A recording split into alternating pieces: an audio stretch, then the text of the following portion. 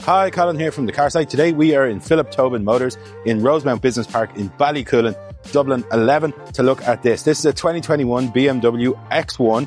It's the M Sport version of the car and the 25e hybrid version of the car. So this is a serious bit of kit and it's got some gorgeous spec on it. What we'll do from here though is we'll look around all the spec, front seats, rear seats, check out all the spec and goodies. We'll look into the boot and then we'll take this car for a drive to see how it performs.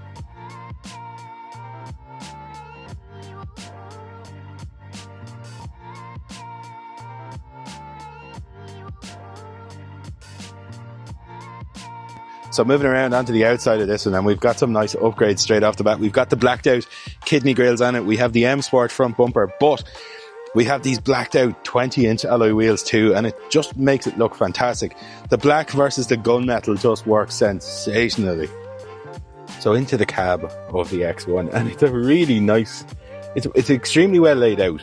What it actually reminds me of, weirdly enough, is the X5. It's laid out in the very same sort of style as that car.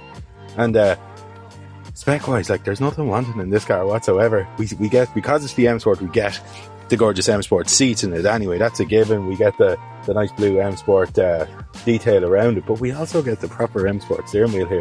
That's a multi-function steering wheel here. We can control the gauge bin on it. We have cruise control on this side of it. Down here we get BMW's iDrive system. We get selectable drive modes. We have a touchscreen infotainment system here too. Now that can be controlled by the iDrive either if you want. But it's got all the good stuff on it. We have parking sensors, Bluetooth phone connectivity. Everything is in there. Like, this is a proper car. But the most sort of surprising thing about it, as I sit into it, because this is like the third or fourth one I've ever sat in, is the physical size inside is huge. Like, it's a properly big car. Where am I? I've over a fist's worth of headroom. Like, and for scope, I'm 6'1" and I'm taking up more than my fair share of space, but I'm absolutely comfortable in here. It's going to accommodate larger people, no problems whatsoever. So here we are into the back of the X1, and it's a fine sized car. Headroom, another fist's worth of headroom.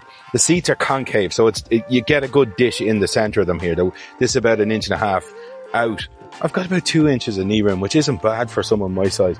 Feet are underneath the seat in front of me, no problem. This seat, realistically, when I'm driving, will probably go forward anyway, because it's set like this for film angles, but it's a proper size thing.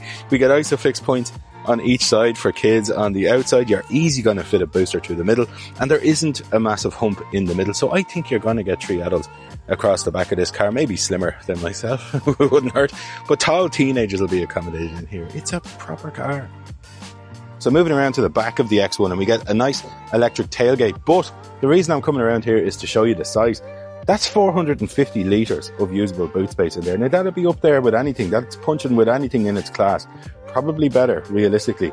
The seats fold in a 40-40-20 split. We can fold the centre one for a ski hatch for long items, that kind of stuff. But with them down, there's 1,550 litres of usable boot capacity in this car.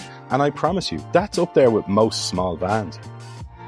So here we are out driving the X1. It feels, like I said a second ago, it feels very much like the X5. It's laid out in that way. You get this lovely high vantage point as you drive along in it, except this car's going to go through gaps in traffic and it's not going to be hard to park in a car park.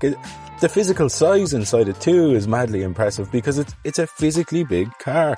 You're getting a hell of a lot of car inside this relatively small footprint. And then the performance is excellent on it too. We've got a 1.5 litre petrol engine up the front. We've got effectively 10 kilowatts of battery. That gives us 50 kilometres to 60 kilometres of electric range. We get 220 brake horsepower. It's a proper job. Like, oh, I do like BMWs, I must be honest. It's been a while since I spent time with any that weren't my own. They just do everything well. Then its manners on the road are fantastic too. It drives absolutely spot on. It's lovely and quiet. It's lovely and compliant.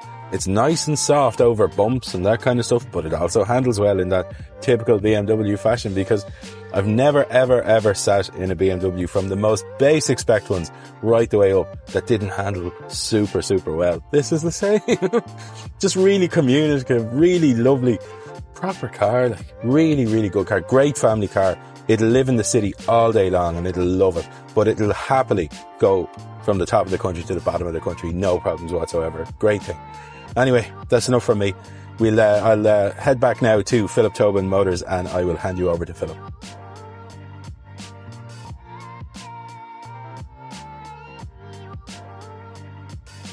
I'm Brian Tobin. I'm Philip's dad. I'm in the industry for many more years than I care to remember. It's 1970. That's a hell of a long time ago. I left school and went into the motor business. I got a job in Ansley Motors, some Mercedes, Volkswagen dealers, and that's where it all started. I'm Philip Tobin, Managing Director of Philip Tobin Motors. It was just for me, just being there with my dad every day, getting to watch him what to do was just always something I've wanted to do. And hopefully someday my son might want to. The way I have cars is I sell cars the way I want to buy them. So, I know that there's a certain, when you go out, you don't want to see marks, you don't want to see this, you don't want to see that. You want the car looking the way you want it going out. You don't have to think, oh, do you know what, I need to go get a new set of wheels, or I need to dechrome this or put tints on that. I do everything the way I think a car should go out, and that's every car that leaves the yard. Otherwise I don't want to sell it because I'm putting my name to every car. When you have that experience in the motor business, you realise that people they want to be looked after properly. They want to come to somewhere they're not going to get lied to. They're worried about their money. They're worried about coming along and spending 20, 30, 40 grand on a car. So naturally they want to have trust. We do what's called a house warranty. In other words, an in-house warranty. It means that we cover the car. If we give you a 12-month warranty, which we do with most cars, we give you that warranty. A lot of garages will sell you a warranty, or they mightn't even charge you for it, but they'll buy a warranty and give you the warranty. And the warranty means that you're dealing with a warranty company. If anything goes wrong with your car, then you've got to deal with a warranty company that you've never met. You'll be on the phone to somebody, you don't even know where he is, and he'll tell you if you're covered or not. My experience from dealing with customers is that a lot of the time they're not covered for some item that might go wrong.